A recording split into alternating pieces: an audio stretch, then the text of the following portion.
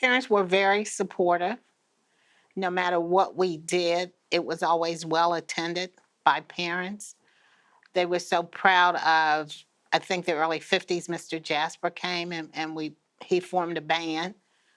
Our first uniform was white slacks, white blouses, blue boleros, and blue sashes. And the women in the community made the boleros and the sashes.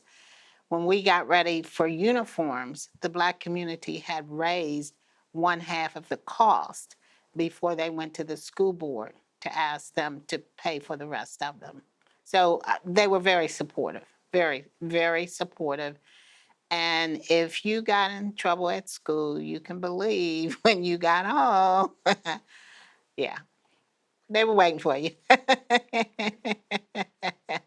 And now they talk about the village, but that's the kind, I grew up in the village, and any adult in the community was allowed to correct you.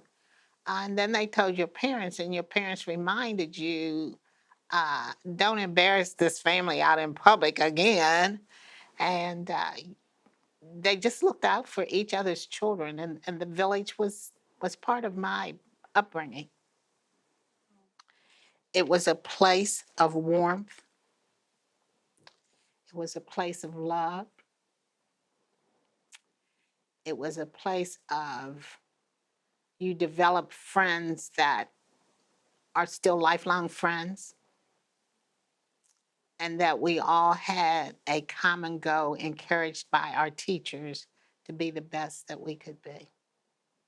They encouraged that. And I had a teacher, and she was one of my favorite. And afterward, she belonged to an organization and got mad at him. And she wrote this letter and she wanted me to type it.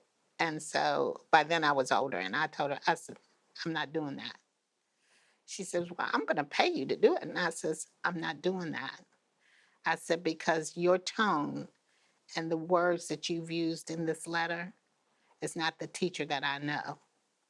So I cannot have a part in you doing something like this. And she was really mad. But later on, she called me and she said, I am so thankful that you were able to stand up to me and make me see that what I was doing wrong. So at that particular time, the student became the teacher. Those experiences you can't buy.